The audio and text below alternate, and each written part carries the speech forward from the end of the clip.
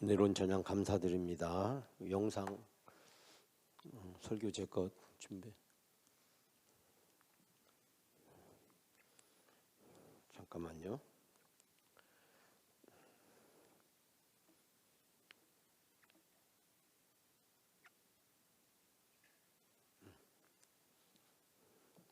됐죠 이제? 네. 오늘은 1+1.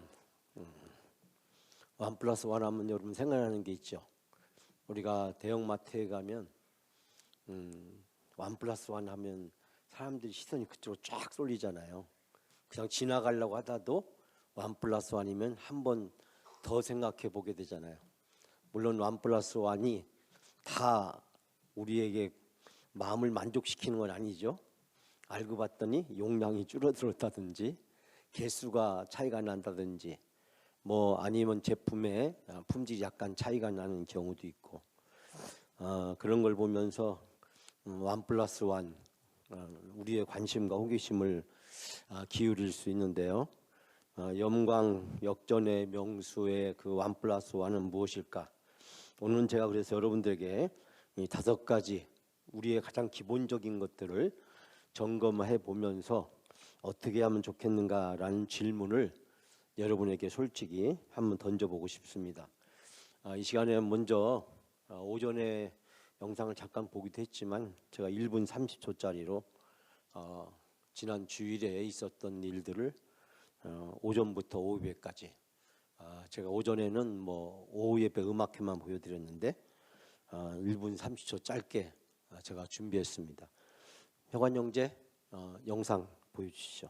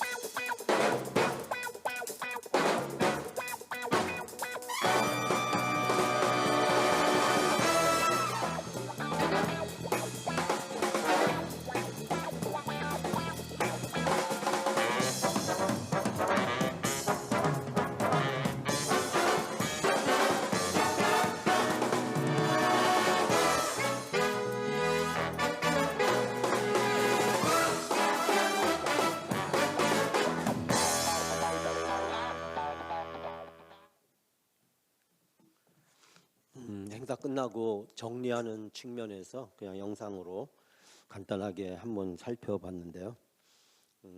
이번에 우리 지난 주일날 놀라운 몇 가지 장면이 있었잖아요. 우리 신생아 축복기도 3명이 나왔잖아요. 기죠? 여러분 놀랍잖아요. 제가 듣기로는 3명 나오신 적이 별로 없으시다며요. 거의 기억이 안 나신다고 그러더라고요. 근데 우리가 예측했던 거는 사실은 한 어린이였거든요. 근데 그날 갑자기 이렇게 왔어요. 그중에 여러분 알다시피 오리고울 있는 그 자매는 이제 부모님을 우리 교회에서 꼭 전도를 좀 해달라. 제가 한 주 달 한 번씩은 거길 일부러 가긴 가는데 어쨌든 이제 전에 청년부 활동도 열심히 했다고 그러고 저는 그 자매하고는 그 대화를 해보거나 그런 적은 별로 없어요. 한두 번 이렇게 전에 그냥 간단하게 인사를 한 적은 있어도 근데 어린이 셋이 아기 셋이 왔잖아요. 셋이 와서 신생아 축복기도 첫 나들이 기도를 했지 않습니까? 이 놀라운 일이잖아요, 기죠? 예? 우리 교회에 어쩌다 어린이가 한 명씩 이렇게 오긴 하지만 한 주에 3명 어린이가 와서 신생아 축복 기도를 했다는 거, 이거 참 놀라운 일이잖아요. 또 어쨌든 홍계순 장로님도 오셨지만은 우리 양 집사님이나 또 몇몇 분들이 과거에 우리 함께 신앙생활 하던 분이 우리 또 교회 생일이라고 이렇게 오셨잖아요. 그런 걸 보면 우리가 앞으로 노력을 더 하면 1년에 한 번 오는 교인도 우리한테는 소중한 교인이 아닌겠냐 생각이 들고, 우리가 내년부터는 홈커밍 데이를 미리 잘 준비해서 한두 달 전에 초청장도 보내고 해서 그냥 어느 교회 다니든지 상관없이 영광교회 가는 날, 그리고 저희 뭐 큰딸도 왔지만 어쨌든 전국에 있는 우리 자녀들도 다른 교회 다니더라도, 또 교회 안 다니더라도 어렸을 때 다녔던 교회, 또 부모님이 다니고 있는 교회, 그 교회 생일이란다. 그래서 교회 생일 조금 약간의 이벤트를 우리가 잘 준비해서 1년에 한 번은 영광교회 가는 날, 그런 우리가 홈커밍 데이를 조금 새로운 각도에서 준비를 한다면 우리가 훨씬 교회가 창립기념일을 잘 살려서 의미 있게 우리가 보낼 수 있지 않겠는가라는 생각을 해보게 됩니다. 저도 어느 분은 제가 잘 모르겠더라고요. 모르는데 양 집사님은 제가 이제 여러 차례 만났지만은 그래서 뭐 여러 가지 대화를 많이 했는데 여러분에게 대화한 내용을 다 말씀드릴 수는 없고, 어쨌든 뭐 제가 만날 때마다 이렇게 덕담도 하고 그날 토요일 날도 결혼식장에서 꼭 왔으면 좋겠다 그랬더니 그 차도 내일 가려고 한다고 얘기를 듣고 기쁘게 주일날 와서 이렇게 맞이하게 됐는데, 어쨌든 우리가 홈커밍 데이 창립기념일을 조금 더 의미 있게 보낼 수 있도록 우리가 준비하면 우리가 생각하지도 못했던 그런 일이 이루어지지 않겠는가. 어제 오후에 있었던, 지난주 오후에 있었던 음악회도 사실 우리가 뭐 연초에 계획했던 것도 아니고 뭐 준비했던 것도 아니고 그분들한테 와달라고 했던 것도 아니고 우리가 생각하지 못했는데 뜻밖의 어쨌든 솔트하우스를 통해서 그분들이 방문을 했다가 이렇게 그런 자리까지, 그 여전연합회에서 또 이렇게 대규모적으로 하는 것도 처음이라고 하더라고요. 회장님, 부회장님, 전 회장님 뭐 다 다른 교회 장로님들이시고 또 권사님들이신데 어쨌든 그분들이 다 참여해서 그 앞에 이제 샤론 중창단 뮤지컬 하신 분들이 거의 다 뭐 여전연합회 임원이거나 전 임원이었거나 다 이제 그런 분들인데 사실 이제 8월 한 달 동안 토요일마다 우리 교회 와서 그렇게 해주는 것을 보고 감동을 느끼지 않을 수 없는데요. 우리가 뭐 생각하지 못했던 일들이 우리 앞에 얼마든지 일어날 수 있다. 우리가 대화동하고 중리동이 연결된다는 거 혹시 아신 분도 계실는지 모르겠지만 저는 몰랐고 저는 한 번도 들은 적이 없거든요. 그때 대전 노회 우리 유지재단 장로님이 저한테 공문 한 장 줘가지고 그 공문 내용을 보니까 이제 그런 계획이 있고 부동산에 저하신 분들은 미리 조금 알고 있었더라고요. 그렇지만 우리가 뭐 상상할 수 없는 일들이 앞으로 어떻게 생길지 모르잖아요. 이 오정동하고 중리동이 연결이 되면, 그래서 이 주차장이 완전히 빠지게 되면 이 지역이 어떻게 바뀔까. 정말 오정동에 무슨 일이 생길 거라고는 생각을 못했는데 그런 일들이 우리 앞에 생겨날 수 있지 않을까라는 생각을 해보게 됩니다. 물론 이제 뭐 저하고는 큰 적이 아니겠지만 저는 어쨌든 준비라고 할까 뭐 마중물 역할을 제가 해야 하지 않겠나라는 생각을 해보게 됩니다. 자, 오늘 본문의 말씀은 이제 제가 한 3주 전에 이 16장 말씀을 가지고 12장 말씀을 가지고 잠깐 여러분 나눈 적이 있었는데요. 사도 바울이 마케도니아 환상에 대해서 그때 잠깐 말씀을 드렸습니다. 오늘 본문은 바로 그 이어지는 본문인데요. 한 1분 동안 잠깐만 다시 복습을 한다면, 사도 바울은 사실은 이렇게 아시아에서 복음을 전하기를 원했잖아요. 그래서 소아시아, 그러니까 우리가 안디옥에서 출발을 해가지고 오늘날 시리아로 해가지고 터키 이쪽으로 해가지고, 사실 이제 터키를 끼고 돌면서 저쪽 소아시아에서 아마 제 생각에는 중앙아시아 쪽으로 가려고 하지 않았을까라는 생각을 해보게 됩니다.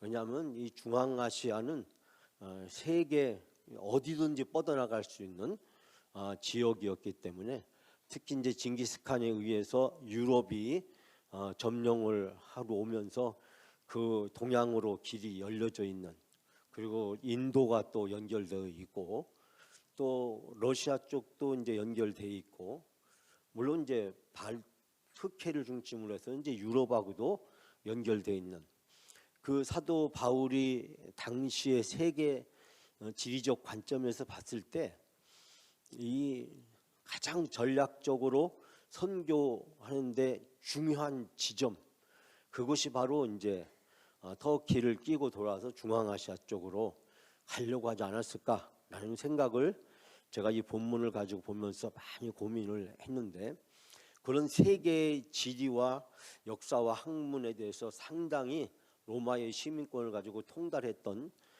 사도 바울의 입장에서는 그것이 탁월하고 최고의 선택이었죠. 그러나 하나님은 사도 바울을 그쪽으로 보내지 않으시고 터키에서 이제 그리스로 건너가서, 우리가 잘 알고 있는 마케도니아가 이제 그리스도 북부 지역이고 훗날 알렉산더 대왕의 고향이잖아요. 이제 그쪽 지역에서 유럽으로 터키에서 이제 건너서 유럽 쪽으로 가게 하는 선교의 방향을 완전히 틀어버린 그런 놀라운 일을 발견하게 되는데요. 사도 바울이 자기가 지금 세계 지정학적 관점에서 봤을 때 어떻게 선교하는 것이 가장 최적지인가라는 그 많은 고민을 하고 그리고 준비를 하면서 그쪽 방향을 정했을 거라고 생각이 듭니다. 근데 그거를 환상을 보면서 일순간에 모든 것을 다 내려놓고 이 환상에 순종하는 모습을 발견하게 됩니다. 그래서 오늘 11절 말씀 이제 끝부분 앞부분에 보면, 우리가 드로아에서 배로 떠나서라고 이야기인데, 배를 타고 이제 터키에서 그리스로 건너간 거죠. 그러니까 자기가 준비했던 것을 다 내려놓고 환상을 통해서 인도해 주신 성령님께 철저하게 순종하는 그런 자세를 발견합니다. 선교는 곧 하나님의 인도하심과 이 부르심에 대한 순종이다라는 생각을 우리가 여기서 발견할 수 있게 됩니다.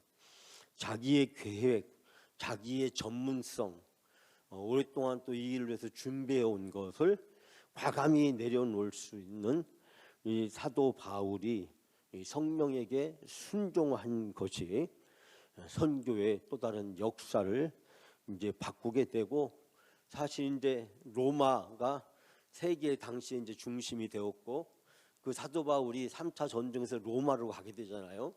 그 로마의 감옥에 갇히게 되고, 그 감옥에서 사방으로 이제 편지를 보내면서 옥중 편지 목회를 하게 되잖아요. 그래서 여러 교회에 편지를 보내서 사도 바울이 교회들을 격려하고, 또 교회들을 때로는 훈계하고, 교회들을 또 바로 세워가면서 세계의 중심인 로마에서 바로 사도 바울이 순교까지 하게 되잖아요. 그곳에서 순교까지 하게 된다라고 하는 것은 굉장히 큰 의미가 있는 거죠. 야고보가 우리가 알다시피 예루살렘에서 헤롯 아그리빠에 의해서 순교를 당하잖아요. 그래서 아그리빠는 모든 선교의 베이스 캠프, 출발점이 되잖아요.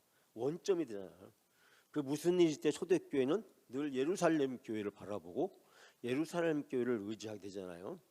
물론 이제 AD 70년에 하나님께서 또 다른 계획을 가지고 로마 지도장군에 의해서 예루살렘을 함락시키고 다 이제 뿔뿔이 추방을 시키게 됨으로써 결국 예루살렘에 있던 교회인들과 그 사도들이나 그리스도인들이 다 사방팔방으로 흩어져서 순식간에 복음이 확산되는 놀라운 일이 일어나잖아요.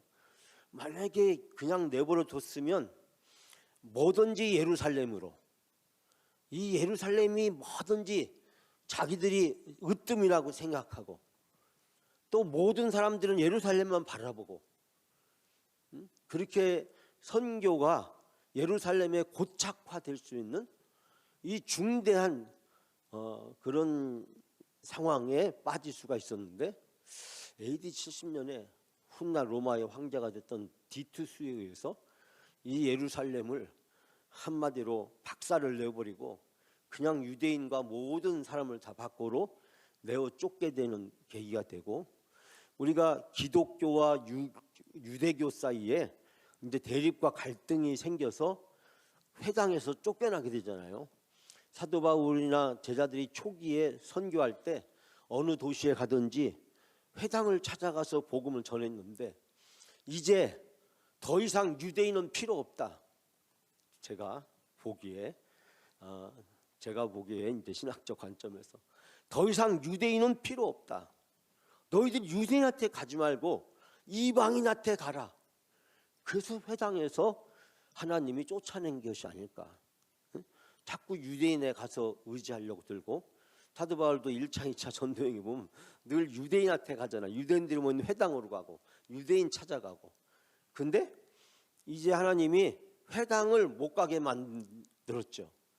그래서 예루살렘을 떠나게 만드시고 회당에 못 가게 만드심으로써 복음이 사방에 흩어지고, 흩어진 복음이 유대인들을 기대서 가는 것이 아니라 이제 이방인을 향해서 복음이 전해질 수 있도록 하는 놀라운 어떤 선교의 패러다임의 전환과 혁신이 일어나게 되는 것을 보게 됩니다. 이 모든 것이 사도행전이 우리에게 가르쳐주시죠. 오직 성령이 너에게 임하시면, 즉 사도행전은 성령 행전이잖아요. 선교는 성령으로 하는 거잖아요. 사도 바울이 성령에 순종하잖아요.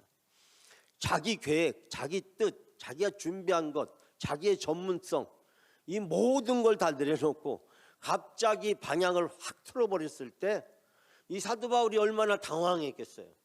그쪽은 생각해 본 적이 없는데, 그쪽은 내가 준비한 게 없는데, 그쪽에 대한 지식과 정보가 없는데 하나님이 그쪽으로, 유럽 쪽으로 보내버리잖아. 왜요? 하나님이 보시기에 당분간 세계의 중심은 어디가요? 로마가 되기 때문에 사도 바울을 로마로 보내야 되는 거예요. 그러니까 그리스를 거쳐서 로마로 갈 수 있도록 교두보를 닫게 만들고, 2차 전도여행에서 교두보를 닫고 3차 전도여행에서 이제 죄수로 포박을 해가지고, 죄수로 포박해서 반강제적으로 하나님이 로마로 보내버리잖아요. 여러분, 이게 얼마나 우리가 생각해 보면 하나님의 섭리가 놀라운 것인가를 발견하게 되잖아요. 예? 로마로 가야 되는데 2차 그냥 내버려 두면 또 그리스에서, 반도에서, 또 터키나 이쪽 지역에서 또 사도 바울이 머무를 수 있겠다라는 생각을 하셨는지 하나님이 로마로 포박해서 로마로 보내버리잖아요. 그리고 감옥에다 가둬버리잖아요. 그 감옥에서 놀라운 일들이 일어났잖아요. 편지를 가지고 그 로마가 닦은 세계의 고속도로를 그 편지들이 오고 가면서 그 로마의 고속도로라는 인프라가 복음 전도의 획기적인 통로와 수단이 되는 것을 우리가 발견하지 않습니까? 하나님은 이 로마 제국을 통해서 이 복음의 환경을, 고속도로를 다 닦아놓고, 당시만 하더라도 여러분 여행을 한다는 것은 굉장히 위험하잖아요. 근데 로마가 도로를 닦아놓으니까 그 로마의 도로로 가는 길은 안전하잖아요. 누구도 함부로 도둑질하거나 사람 목숨을 빼앗거나 위협하는 일을 할 수가 없잖아요.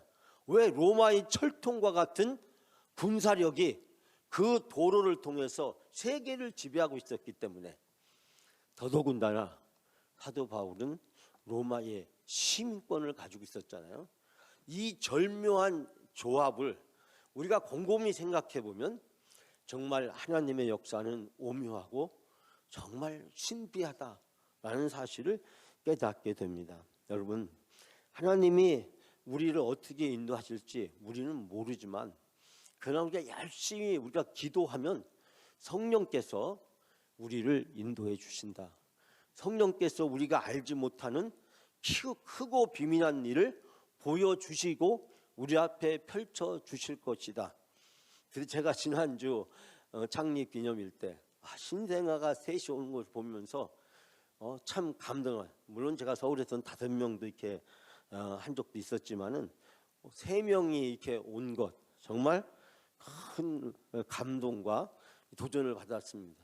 지금 어린이들이 없는데, 어린이들이 없다고 난리인데 우리 교회에 갑자기 신생아 첫 나들이 기도가 셋이 온 것, 이게 얼마나 기쁜 일입니까?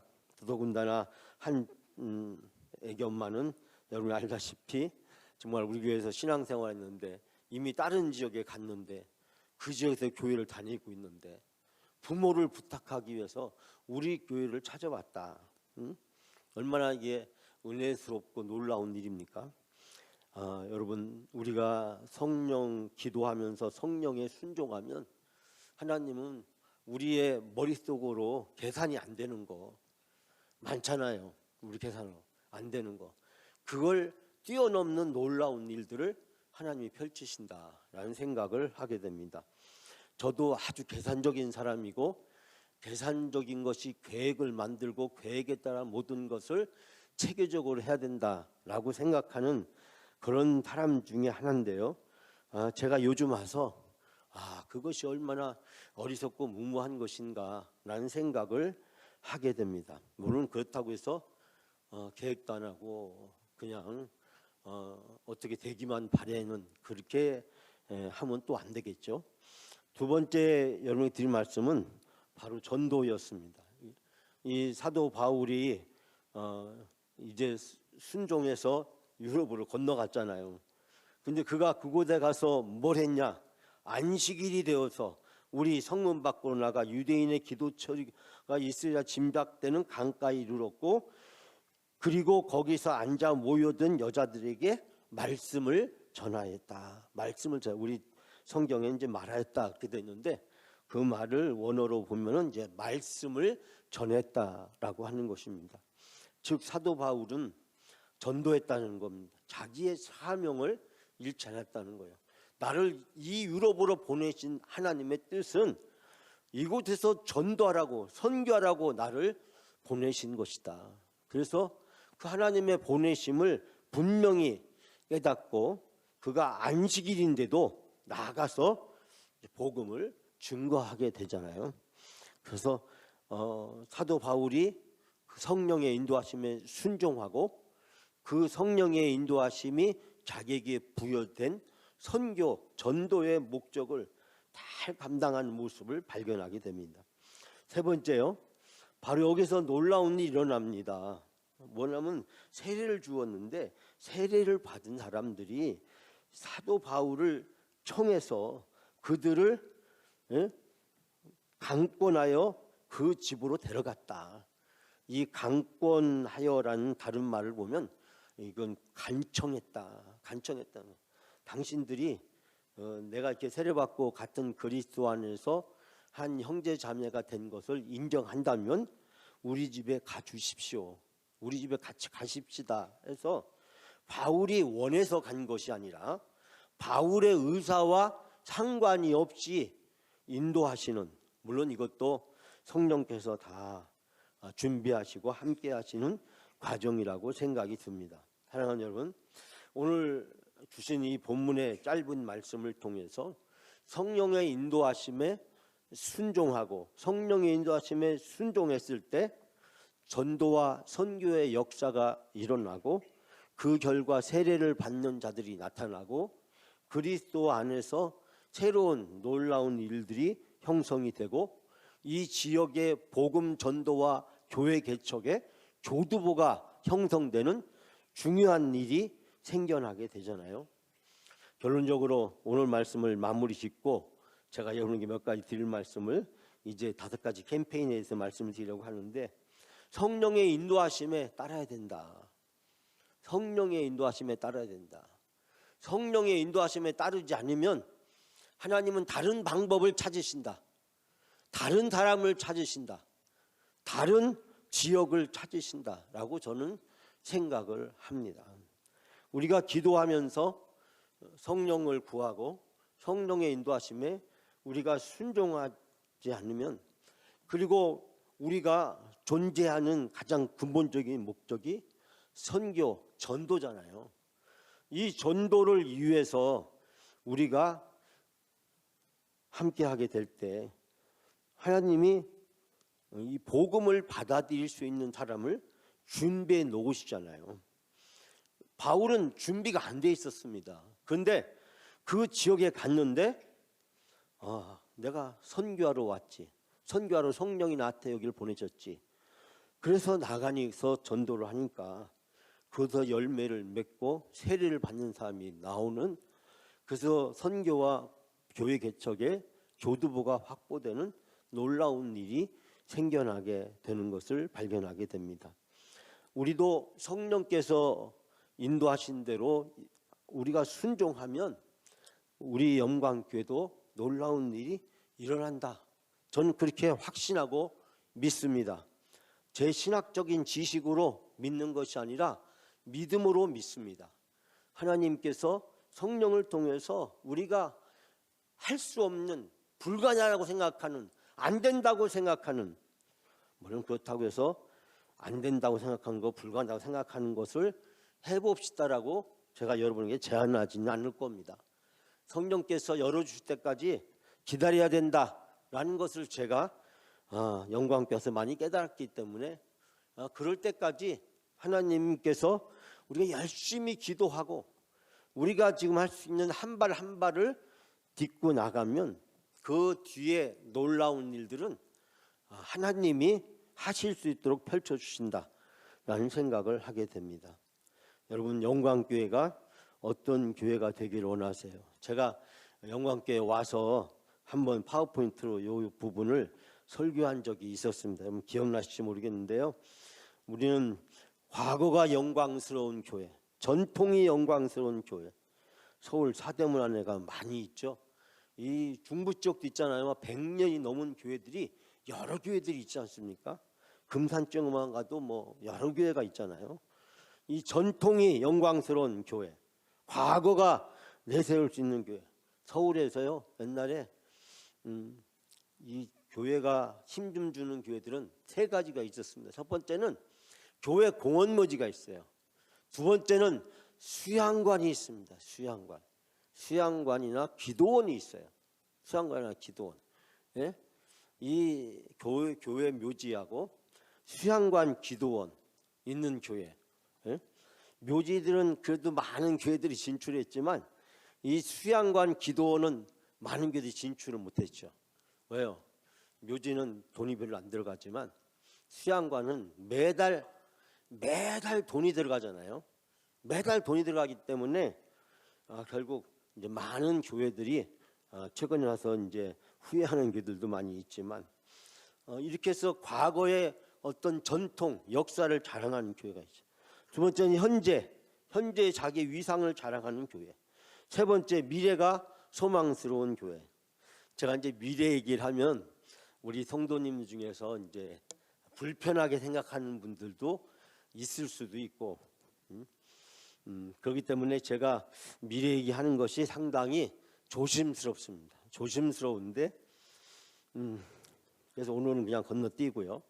우리 영광교회가 어떤 교회가 되기를 원하느냐는 것은 지금 우리 영광교회 교인들의 선택에 달려 있다라고 생각이 듭니다. 저는 제 다음 목회자는요, 나이가 아주 젊은 사람이 와야 된다라고 생각합니다. 40대가 와야 된다, 제 판단이에요. 40대가 와야 된다고 생각합니다. 저하고 나이가 비슷하거나 50대 후반이 오면 안 된다.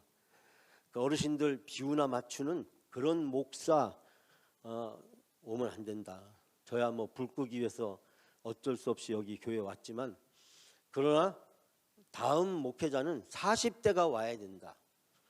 40대가 와야 된다. 왜요? 미래를 살리려면, 영광교회가 미래가 살아나려면 제 다음 목회자는 40대 목회자가 와야 된다라고 생각을 합니다. 그리고 또 하나는 찬양을 아주 잘하는 목사가 와야 된다. 그 생각을 합니다. 제가 찬양을 못하잖아요. 제가 찬양을 아주 못하는 사람이에요. 어디 가면 절대 저는 이 찬양을 안 합니다. 제가 영광교회에 와서 이렇게 찬양을 지금 하고 있는 거지, 제가 어디 가서 찬양을 이렇게 한 적이 없어요. 물론 제가 서울에서 청년부 사역을 할 때도 늘 이제 찬양팀을 세워놓고 찬양팀을 많이 세워놓고 같이 했지, 영광교회처럼 이렇게 찬양을 제가 도저히 할 수 없는데 하는 그런 교회는, 그런 상황은 아니에요. 그래서 저는 40대 찬양을 잘하는 그런 미래를 앞으로 만들어 갈 수 있는 그런 목회자가 앞으로 영광교회에 와야 된다라는 생각을 개인적으로 하고 있습니다. 자, 우리 교회의 미래, 그럼 우리가 지금 해야 될 일은 무엇일까요? 교회의 존재의 목적은 5가지가 있다라는 얘기를 많이 들어보셨을 거예요. 저도 몇 번 얘기했는데, 제가 첫 번째가 예배, 두 번째가 교제, 세 번째가 교육훈련, 네 번째가 봉사, 사역, 다섯 번째가 전도, 선교가 있다. 그러니까 우리가 이 5가지 중에서 예배하고 교제, 이거는 천국에 가서도 계속 할 거죠. 그러나 훈련, 봉사, 선교, 천국 가면 필요 없는 거죠. 천국 가면 예배하고 교제하는 것만 있고 나머지 3개는 천국 가면 없는 거죠. 이 땅에서만 한시적으로 우리에게 주어진 거죠. 리고렌 목사는 모든 교회는 이 5가지를 가지고 그 교회를 평가할 수 있다. 자, 예배가 100점, 교제도 100점, 교육도 100점, 봉사도 100점, 선교 전도는 50점. 리고렌 목사는요 이렇게 얘기합니다. 그 교회는 50점짜리 교회다. 50점짜리 교회. 여러분, 리비라는 사람이 쓴 최소량의 법칙이라는 게 있어요. 자, 우리가 물통을 만들 때요 5개의 쪼가리를 가지고 붙여서 물통을 만듭니다. 이때 여러분, 물통 하나당 깊이가 50cm다. 그런데 한 개는 10cm다. 그러면 그 물통에 채울 수 있는 물의 양은 얼마큼 되죠? 10cm 밖에 물을 못 채우는 거예요. 나머지는 다 흘러나가죠. 아무리 버도 흘러나가죠. 이게 이제 리비라는 사람이 연구해서 발견한 이제 최소량의 법칙이라는 건데요. 교회도 마찬가지다라고 이야기합니다. 물론 이것이 딱 맞는 얘기는 아니라고 저는 생각합니다. 그러나 우리에게 많은 생각과 도전을 하게 만들죠. 여러분, 우리가 이 5가지 초대교회와 건강한 교회들이 기본적으로 갖춰야 될 5가지, 이 5가지를 점수로 매긴다면 몇 점을 매길 수 있을까? 몇 점을 매길 수 있을까? 다른 건 다 좋은데 교육 훈련, 요즘가 뭐 이 나이에 뭐 우리가 뭘 배울 수 있어?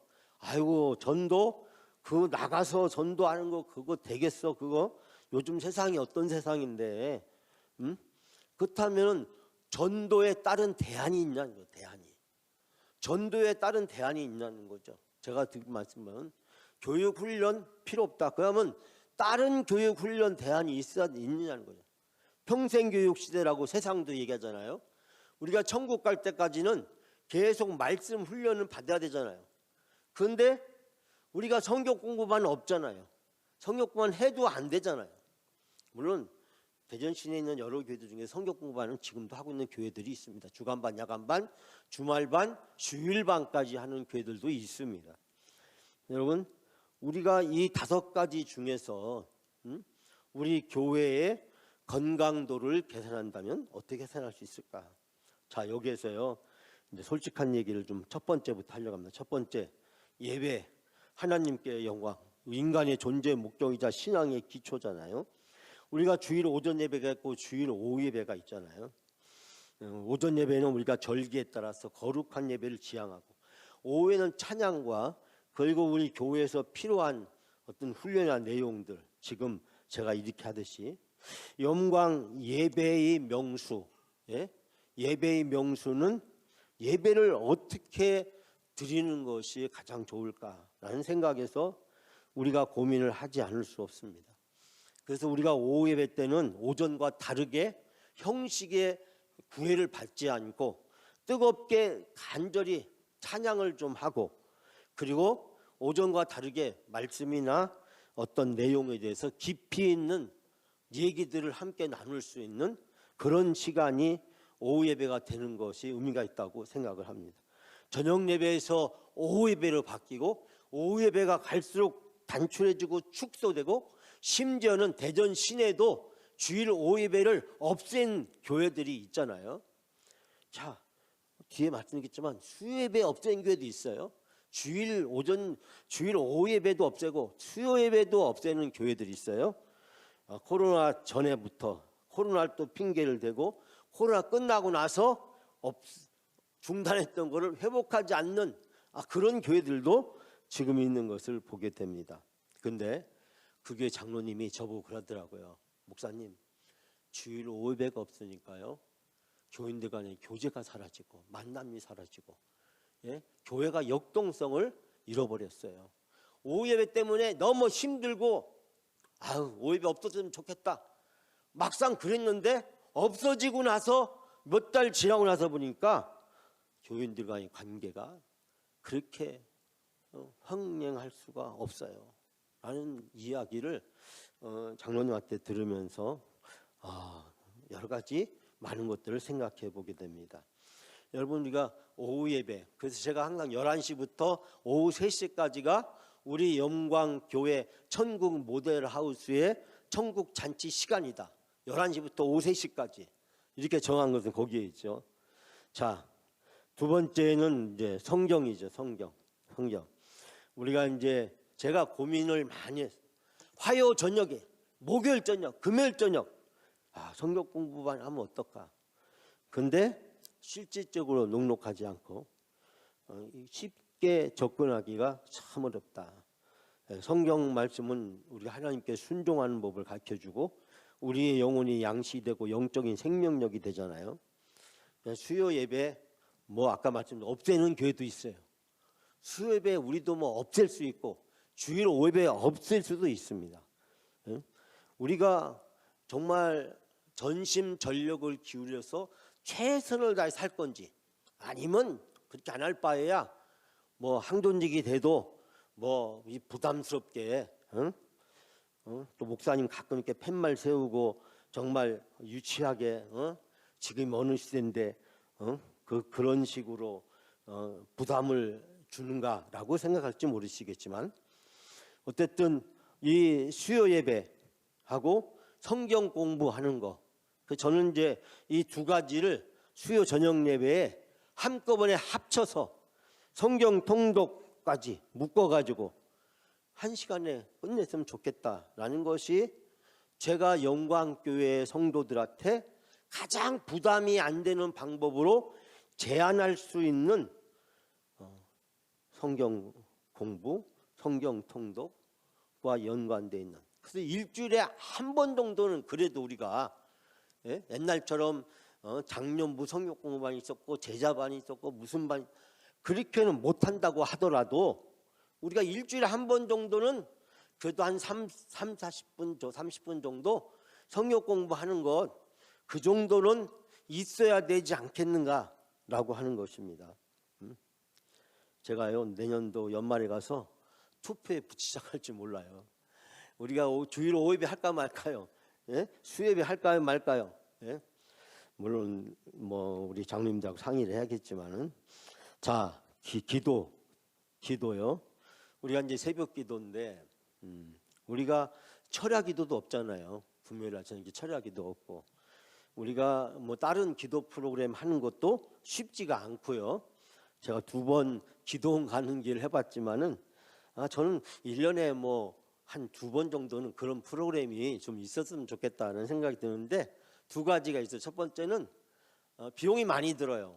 그러니까 이제 각자 다 부담을 시키니까 힘들어요.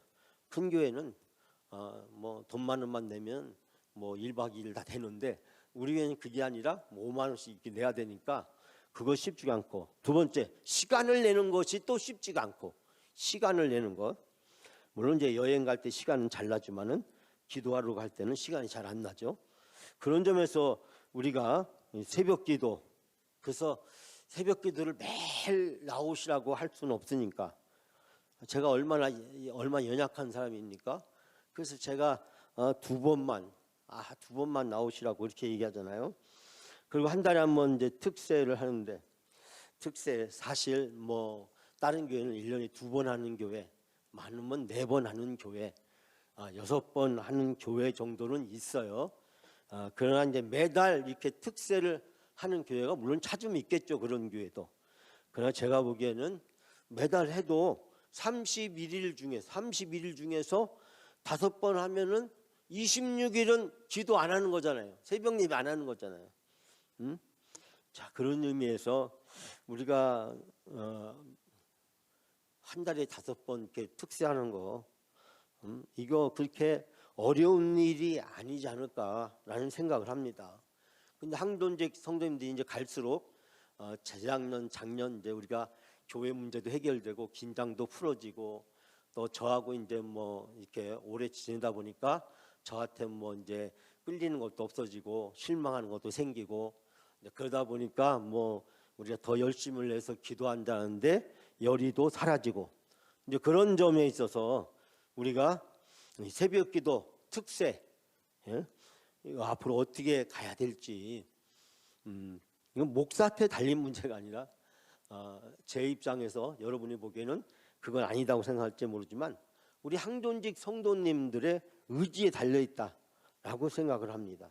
영광 기도의 명수가 되기 위해서 우리가 뭐 일주일에 2번 정도, 한 달에 한 번씩 뭐 특세 5일 정도 하는데, 그 5일 다 못 나오더라도 한 3, 4일은 나올 수 있다면 우리가 최소한의 기도하는 시스템을 유지할 수 있지 않을까라는 생각을 해보게 됩니다. 자, 그 다음에 전도인데요. 전도, 우리가 이제 노방전도를 오래 했잖아요. 사실 이 노방전도는 제가 원하는 시스템은 아니에요. 저는 이제 교회 환경을 새롭게 하고 다양한 문화 프로그램, 또 돌봄 교실 프로그램, 다양한 노인이나 뭐 이런 프로그램들을 교회에서 하는 현대적 전도 방법을 제가 선호하고, 물론 이제 제가 서울에 있던 교회도 일주일에 한 번씩은 노방전도를 했습니다. 노방전도도 하고 또 그런 전도들도 개척해서 했지만은, 어쨌든 우리가 이제 그런 상황들이 되지 않은 상황에서 또 전도의 가장 기본적인 것은 어쨌든 이제 노방전도, 현대적이 아니고 구식이고 낡은 방식이라고 할지라도 우리가 노방전도 안 하면 1년 내내 전도한 일이 없어질 거다. 저는 그렇게 봐요. 왜냐하면 우리가 작년까지만, 올해 노방전도 시작하기 전까지만 하더라도 우리 교회 전도는 전무했잖아요, 현실적으로. 그렇기 때문에 저는 한 달에 1시간, 이거는 좀 할 수 있지 않냐는 것입니다. 제가 우리 항존지 성님들한테 가슴 터놓고 제가 이야기하고 싶은 것은, 한 달에 1시간 정도, 그것도 뭐 가서 실제하는 건 30분밖에 안 되죠. 왔다 갔다 하고 뭐 이렇게 기도하고 뭐 하다 보면 30분, 가서 사탕하고 전도지께 나눠주는 거. 지난주는 이제 한 분밖에 안 나오셔가지고 우리 이제 뭐 이렇게 몇 명 교육자들이 가서 같이 했지만은, 어쨌든 한 달에 한 번, 그것도 뭐 더울 때 빼고 추울 때 빼고 이거 가능하지 않겠나라는 생각을 합니다. 저는 생각하기를, 우리가 노방전도하면 하나님이 그쪽에서 전도가 안 돼도 다른 쪽에서라도 하나님이 우리를 보내주신다. 저는 그렇게 생각합니다. 그러나 우리가 안 하면은 하나님이 사방에서 아무 데도 안 보내준다. 그런 생각을 하고 있습니다. 그렇기 때문에 과거에 제가 그런 경험도 실질적으로 해봤고요. 그래서 노방전도, 관계전도, 우리가 가정교회나 아니면 남녀선교회나 문화탐방이나 이런 것들이 필요한 이유가 편하게 교회와 교인들과 만날 수 있는 접촉점을 뭘로 만들겠어요? 예배 오라면 힘들잖아요.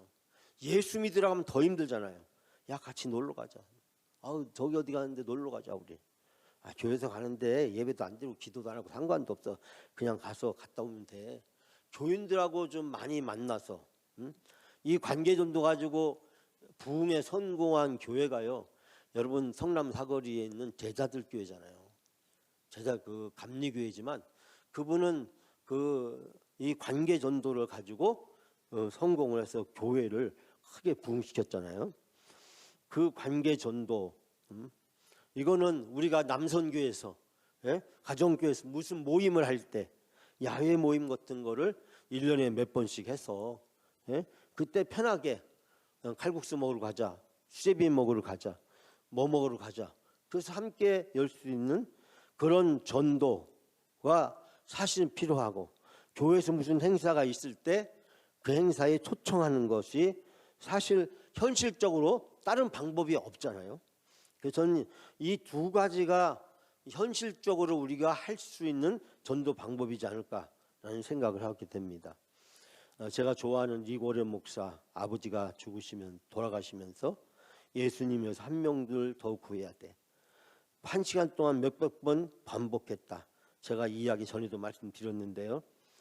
우리가 가장 이 세상에서 그리스도인으로서 이 세상을 떠날 때 우리가 할 수 있는 최고의 표현은 무엇일까? 전도지 않겠어요? 우리 자녀들, 가족들이 해서 잘 믿어 구원받는 거. 교제 이제 거의 끝났습니다. 하나님과의 동행하는 거, 천국 모델하우스, 천국 잔치. 저는 주일날 11시부터 3시까지가 천국 잔치가 되고 교회가 천국 모델하우스가 되는 거.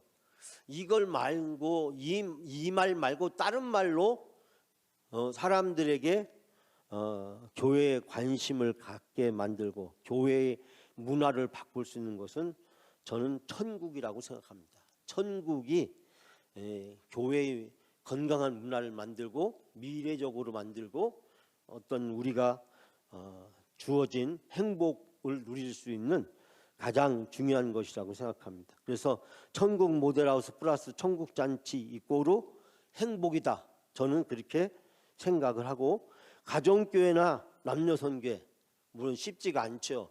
우리 남녀선교회도 보면은 이제 회원이 몇 명 없는 데는 힘들잖아요. 사실 그럼에도 불구하고 우리가 이제 5개씩 6개씩 줄여서 탄력적으로 대응을 하지만 이 남녀선교회 요즘 잘 안 모이시는데 그래도 한두 달에 한 번씩 이렇게 모여야 되고 안 모이니까 이제 셋째 주를 남녀선교회 주일로 정해서 이렇게 약간 반강제적으로 모이게 하는데 우리가 한 달에 한 번 정도는 그래도 이렇게 그 셋째 주 연합 예배를 통해서라도 좀 모이고 그러면서 1년에 한 4번 정도는 어디를 간다든지 뭘 한다든지 계획을 세우는 거. 우리 일남선교하고 이남선교회는 아주 그냥 잘하고 계시는데 삼남선교회부터 제가 보니까 밑으로 내려갈수록 좀 어렵고 여전도에도 한 2개 여전도에는 열심히 잘하는데 나머지 여전도에는 그냥 형식적으로 그냥 뭐 판을 깔면 이제 모이고 이제 가정 남녀선교회 신방을 시작을 해야 되는데요. 어쨌든 이 가정교회 현실적으로 우리가 구역이나 제자나 다른 대안이 없잖아요. 대안이 없어서 가장 편안하게 우리 한 것이 가정교회잖아요. 가정교회 보니까 또 서로 안 맞고 또 불편한 것도 있고 이걸 극복을 해야 되는데 어떻게 극복할 수 있을까? 사실 그렇다고 해서 가정을 또 바꾼다고 해서 거기서 또 문제가 또 안 생길 거냐? 그것도 아닌 것 같고 어쨌든 그런 문제 이 가정교회와 남녀선교회 이 교제가 안 이루어지면 사실 교인들이 신앙생활하는 데 있어서 상당히 고립되게 되고 신앙생활에 기쁨을 누리지 못하기 때문에 이 교제 어떻게 하면 좋겠는가 생각을 해요. 이제 마지막 정리하고 제가 마칠게요. 조금 늦어서 죄송합니다. 역전의 명수는 라이벌, 승부가 아니라 승승이다. 함께 승승할 수 있는 구조. 우리가 교회를 통해서 행복한 신앙생활을 할 수 있는 구조를 우리 교회가 어떻게 만들 거냐. 주일 오전 예배와 오후 예배, 수요 예배와 성경 공부, 성경 통독, 새벽 기도회와 특세, 노방전도와 가정교회, 전도와 봉사, 남녀선교회, 안수집사, 권사회, 이런 모든 기관, 남녀선교회, 안수집사, 권사회, 봉사하기 위해서 있는 거잖아요. 예? 봉사하기 위해서. 근데 안수집사, 권사회가 봉사도 안 하고 아무것도 안 하면 이거 안 되잖아요. 남녀선교회도 봐요. 내가 이런 말씀 드리기 뭐하지만 우리 이남선교회는 뭐 교회 이것저것 찾아서 봉사를 적극적으로 하지만 사실 나머지 선교회들은 조금 좀 떨어지잖아요. 그러니까 뭔가를 하나씩 찾아서라도 쉬운 거, 나이에 맞게, 멤버에 맞게 뭔가 교회를 찾아서 남녀선교회가 하나씩 맡아서 하게 되면 우리 관리사역위원회도 훨씬 부담이 덜 되고 교회가 훨씬 더 다이나믹하게 움직여지지 않겠어요. 예?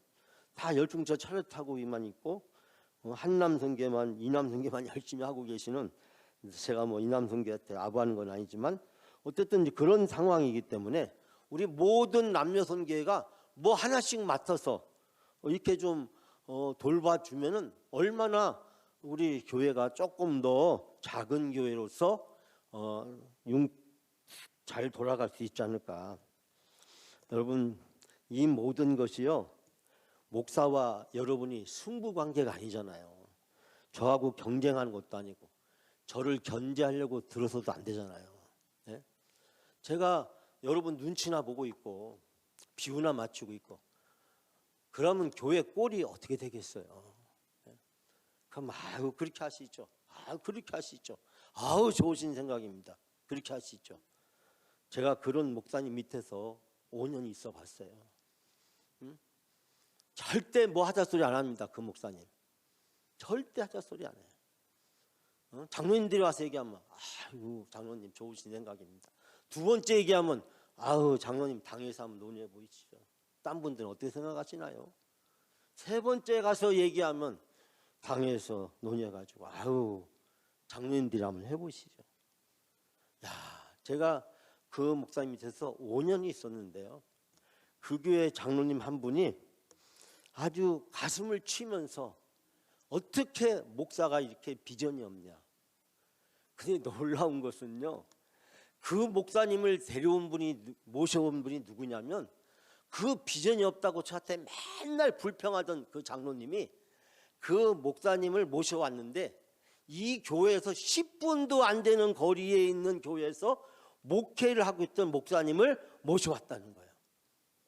내가 그 장로님한테 물었죠. 장로님, 아니 이 교회에서 10분도 안 되는 교회에 있는데 그렇게 가까운 교회에 있는 교회 목사님이 모시자고 해서 당회에서 모셨다며요. 예? 근데 장로님 모르셨어요? 담임 목사님이 그런 분이라는 걸 몰랐어요? 예? 그랬더니 저한테 하는 말이, 내가 무슨 콩깍지가 씌었는지. 콩깍지가 씌었는지. 예? 여러분, 우리 영광교회 성도들의 행복을 위해서 우리가 교회 예배, 이 5가지 예배와 기도와 말씀과 그 다음에 전도와 선교와 교제를 어떻게 우리가 다이나믹하게 활성화를 시키고 어떻게 하면 우리 영광교회에 맞는 그런 모델로 자리를 잡아서 우리 영광교회가 천국 모델하우스, 천국 잔치가 이루어지는 행복한 공동체가 되어질 수 있도록 만들어져 가는 거, 목사 제 힘으로 될 수 있는 것도 아니고 우리 성도님들이 이 일을 위해서 자발적으로 나서서 남녀선교회에서, 가정교회에서, 이 모양 각 위원회에서 하지 않으면 제가 뭐 아무리 외쳐도 소용없고, 뭐 깃발 세워도 아무 소용없고, 뭐 출석보고 한다, 뭐 그렇게 한다고 되지도 않고, 그것도 되는 교회가 되는 거지, 그것도 되지도 않고, 목사 혼자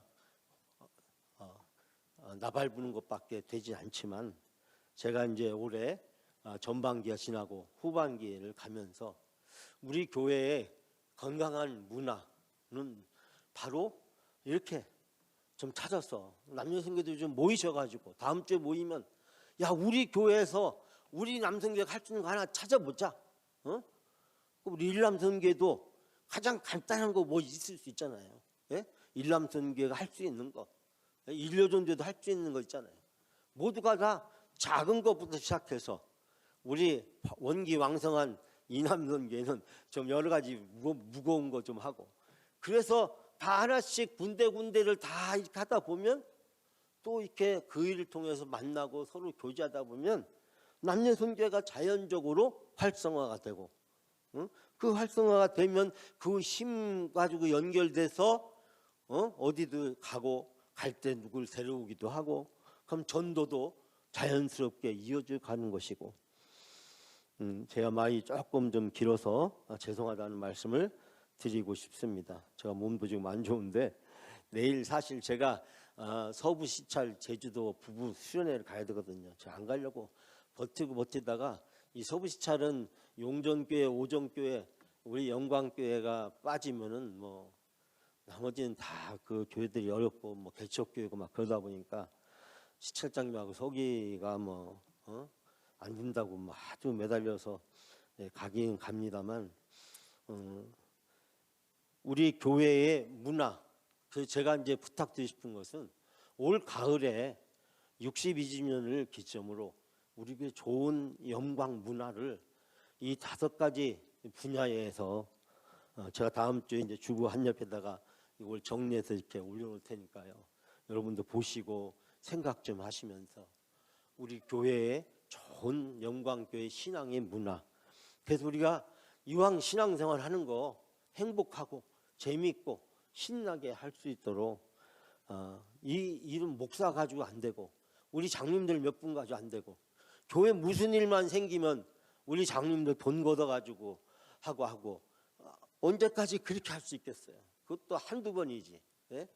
제가 와서 맨날 재판한다 뭐 한다 돈 걷고 또 돈 걷고 비샌다고 돈 걷고, 그래가지고 교회가 어떻게 감당을 하겠어요? 그런 점에서 우리가 다 십시일반 함께 짐을 지되 짐이 서로에게 어렵거나 힘들지 않도록, 그러면서 서로 격려하고 위로하고 힘을 주면서 함께 갈 수 있도록. 자, 여러분 마지막으로 이 말씀 읽고 마칠게. 같이 한번 읽겠습니다. 그리고 서로 마음을 써서 사랑과 선한 일을 하도록 격려합시다. 어떤 사람들과 같이 모이는 일을 그만두지 말고 서로 격려하여 그날이 가까이 오는 것을 볼수록 더욱 힘써 모입시다. 아멘.